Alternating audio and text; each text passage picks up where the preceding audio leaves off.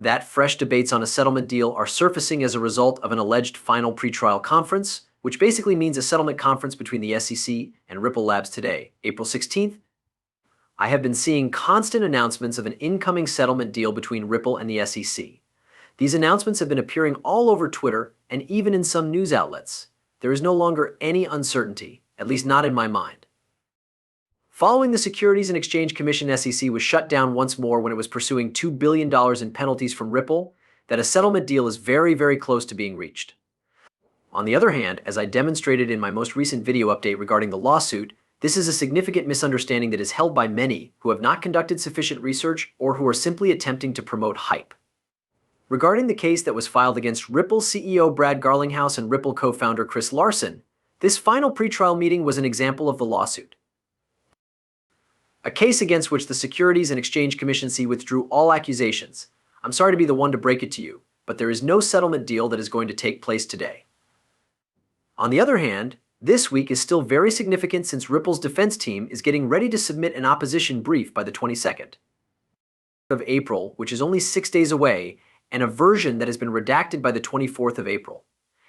As of the 6th of May, the SEC is expected to submit its reply brief, and after that, the parties and third parties will meet to discuss additional potential difficulties with finance, which are anticipated to continue until the 20th of May.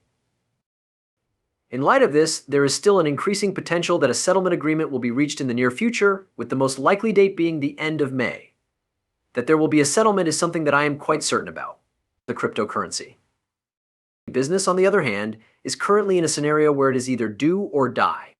There has never been a time when the stakes have been higher, and the outcome might have a significant impact on the invention of cryptocurrency in the United States, as well as possibly the ultimate decision in the Ripple case. That is, of course, the fight that Coinbit is having against the Securities and Exchange Commission. In light of Mr. Lawman's statement, it is clear that the stakes are quite high regarding Coinbit's request for an interlocutory appeal of George Faller's decision. Furthermore, in the event that this interlocutory appeal is rejected, the consequences could be severe, and the impact on the development of cryptography could be disastrous. The reason for this is that a cloud will continue to loom over all cryptocurrency markets situated in the United States, including both centralized and decentralized exchanges, for at least 2 years while the case is being heard. This is completely ridiculous. Additionally, the Securities and Exchange Commission will use this momentum, as well as this ruling from George Faller, as persuasive authority in other cryptocurrency cases that are being heard across the country. They are going to make a big deal out of the decision that George Faller made, and they are going to bet on this. As a result, the anti-crypto army and its friends in Congress will continue to use the Faller verdict as ammo for their claim that there is no need for crypto legislation, since the SEC has all the authority it needs to continue its crackdown on the cryptocurrency business. This will continue to have a snowball effect. According to Mr. Lawman, the Duquan case has the potential to be the first case to be brought before the SEC Court of Appeals. This is the aspect of the situation that could be considered the most unfortunate. In addition, the case is not a very good vehicle for teasing the crucial question of whether or not transactions involving cryptocurrency tokens meet the criteria for investment contracts according to the Howey test.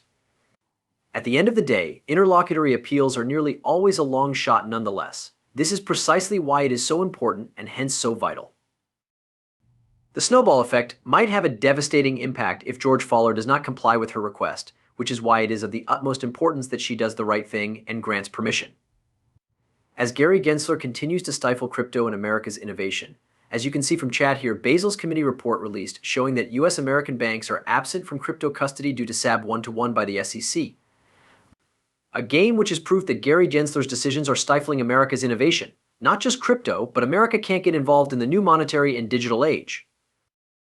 Therefore, this verdict needs to be overturned, and if it is, it will immediately lead to a bank run on cryptocurrency assets that are being held in custody for customers. There is going to be a rush of cryptocurrency.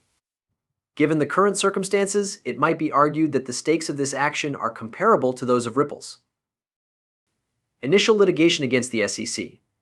Ripple has been successful, they have established the groundwork, and they have prepared the path for cryptocurrency to fight against the SEC, but this may be another turning point in the struggle. So fasten your seatbelts because it's possible that we're going to be in for yet another extra long ride.